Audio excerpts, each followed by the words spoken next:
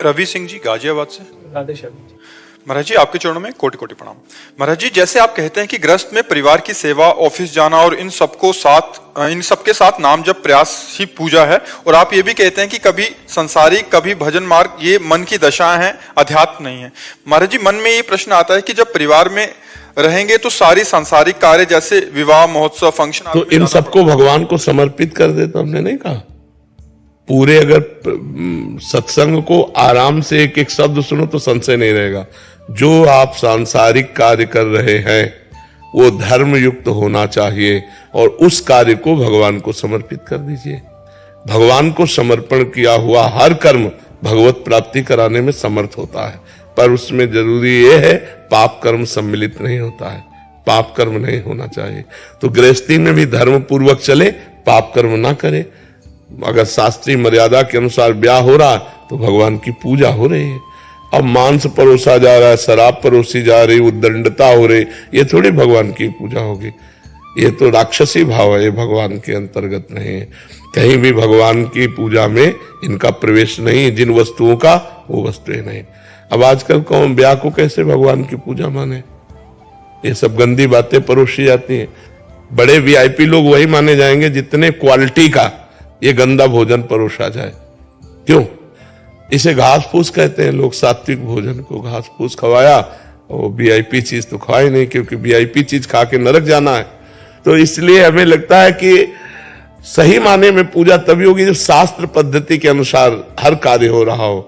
और ये आप करोगे तो आपको पुराने जमाने का लोग कहेंगे। अब देखो कितनी बढ़िया पद्धति थी हमारे समय में पीछे। जैसे ब्याह हुआ तो सब बारातियों के चरण धोए जाते, पट्टी में गाय के गोबर से लिपी हुई जगह में बढ़िया बैठाला जाता और सब दोना पत्तल उससे परोसा जाता। और फिर भगवान की जय जयकार करके पाओ सब लोग, और फिर खीर ले लीजिए, हलवा ले लीजिए, पूड़ी ले लीजिए। ये अब क्या रह गया है? अब बस एक दूसरे से अधिक हम करें यही रह गया है। वो अच्छा बस इसी को मान, उसने ऐसे अपना किया। हाँ, तो इससे क्या है क्या भगवान के प्रति जो दुनिया याद रखेगी कि दुनिया सम्राटों को नहीं याद रखी तो मैं कौन याद गुरु जी अगर ऐसी जगह जाना पड़ जाए जहाँ पे सब लोग इस तरीके का काम कर रहे हो और अगर हम उनके बीच में बैठे हुए हैं, हाँ तो इलायची खा के बैठो और उसी को चबाती रहो, कुछ खाओ पियो। अपने घर से इलायची मुंह में डाल के जाओ जिससे वातावरण सुगंधित रहे, आपको सुगंध मिलती रहे इलायची की, और कुछ खाओ पियो।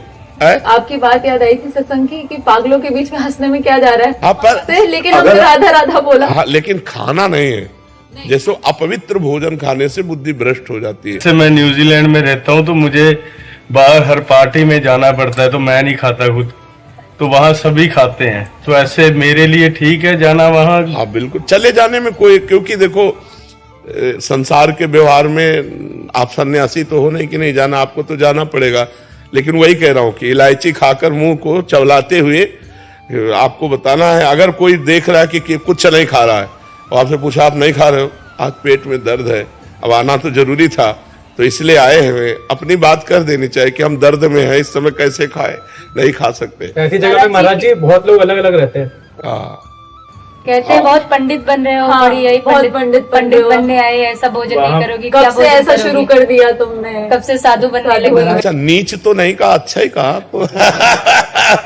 पंडित कहा, साधु। गुरु जी तो ऐसे लगता है कि फिर हमारे गुरुदेव का भी तो अनादर कर रहे हैं, हम जिसको मान रहे हैं उन्हीं का अनादर हो रहा है। नहीं, सच्चा आदर हो रहा है।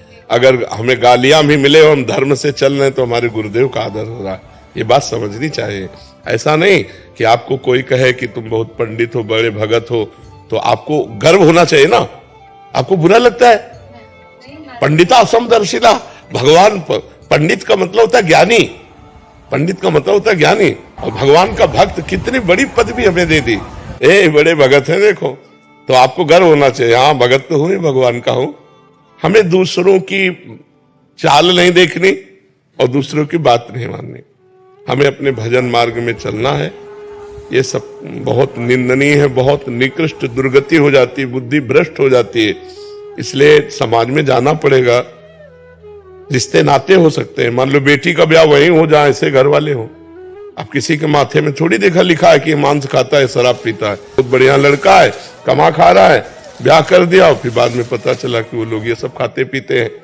तो अब जब रिश्ता हो गया तो जाना ही आना पड़ेगा, पर खाए ना, अपने धर्म से रहे तो सब बात ठीक हो जाती। बहुत कठिन है, कलिकाल में धर्म का निर्वाह करना बहुत कठिन है।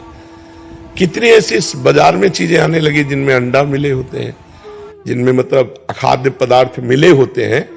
और जैसे वो केक में बना होता है, केक आता है बर्थडे में सब बनाते हैं, उसमें अंडा पड़ा होता है। हाँ, बहुत सी चीजें होती। हम तो बाजार की चीज मात्र से डरते हैं। जैसे कोई भी बाजार की चीज हो तो हमें सबसे, भले गलत नहीं है, लेकिन उसके विचार क्या थे बनाने के, बनाते समय उसके विचार क्या थे और उसकी पवित्रता क्या थी, कोई प्रमाण नहीं। घर में आटा लगा के रोटी बना रहे हो, राधा राधा रच रहे हो, वो बहुत जोर की बात है। अब ये सब इधर उधर के पदार्थ ना खाओ। देखो आजकल कैंसर हो रहा है, बहुत रोग बढ़ रहे हैं। पदार्थ सब अच्छे देखने में लगते हैं, लेकिन यदि वो सही पद्धति से नहीं बनाए गए, सही तेल से, सही पदार्थ, तो तुम्हारी आंतें हैं वो अंदर जाके नुकसान करेंगे। आजकल नकली पनीर चल गया, नकली खोवा चल गया, मतलब आपको लगेगा हम पौष्टिक पा रहे हैं और वो आंतों के लिए बहुत हानिकारक होगा। तो बहुत से लोग देखो blood pressure low, blood pressure high, sugar, ये सब कितनी बीमारियां हो रही, इसका कारण भोजन है। और दूसरी बात है, अब व्यायाम कोई करना नहीं चाहता कि सुबह ब्रह्म मुहूर्त में उठे, आधा घंटे शरीर को हम थोड़ा व्यायाम करें। और इतने मेहनत के काम होते थे वो सब बंद। अब घर में माताएं बहनें 4 बजे से चक्कियां पीसती थी हाथ से और भजन गाती थी। भजन गाते हुए आटा बैल जोतते हुए, मेहनत करते हुए उनके शरीर देखो कितने पुष्ट होते थे। अब आज का क्या है, हर चीज मशीन से, आटा भी लगाने की जरूरत नहीं। कम से कम आटा गूंथने में थोड़ा तो दिल नहीं फेल होगा और क्या करेगा। शरीर में कोई मेहनत वाले काजे नहीं है। अरे रोटी भी बन के आने लगी, नहीं आटा करके उसमें डालो, रोटी इधर सेक के आ गई, बस खाओ। ये भगवान की कृपा को कि अभी खवाने वाला नहीं आया, नहीं तो वो भी आ जाएगा कि आप बैठे रहोगे। आलसी लोग आलसी होते चले जा रहे हैं, तो शरीर बीमार होते चले जा रहे हैं। रोज व्यायाम करना चाहिए, हर मनुष्य को करना चाहिए, 15-20 मिनट तो करना चाहिए। बताओ इतने में व्यायाम कौन करता? रोज सुबह ब्रह्म मुहूर्त में उठ के 1 हाथ, 2 हाथ, 3 हाथ उठे। ब्रह्म मुहूर्त में नहीं, लेकिन रोज करें। दोपहर के समय नहीं, जो जिस समय जो टाइम है, तो थोड़ी देर हमें लगता है कि अगर आप 20 मिनट, केवल 20 मिनट दंड बैठक, आसन, कुछ भी ऐसा जिससे आपके पसीना आ जाना चाहिए। अब एक से पूछा कि आप व्यायाम करते हो? हाँ। क्या करते हो? तो वो बताए, हम कहा ऐसे तो दिन भर करते रहो, कोई फर्क नहीं। 10, 15, 20 मिनट, मतलब इतनी जोर से। देखो मोटरसाइकिल सुबह सुबह जब स्टार्ट की जाती है ना, तो बड़े जोर से उसको गियर में डाला जाता है। ऐसे तुम अपने को गियर में डालो, 2-3 किलोमीटर दौड़ लगाओ, दंड बैठक मारो, पसीना पसीना हो गए, आप स्वस्थ रहोगे। ये ब्लड प्रेशर, शुगर, ये दिल की बीमारियां, ये छू नहीं जाएंगी। ये बस अधिक चिकनाहट वाली बाजार की चीजें मत खाओ। अपने घर का अगर शुद्ध घी है तो ठीक है, नहीं सरसों पिरवा लो, सरसों पिरवा कर शुद्ध तेल की खा लो, लेकिन बाजार की चीजें मत खाओ। इससे स्वास्थ्य की हानि होती है, बुद्धि भ्रष्ट होती है, भजन में मन नहीं लगता है।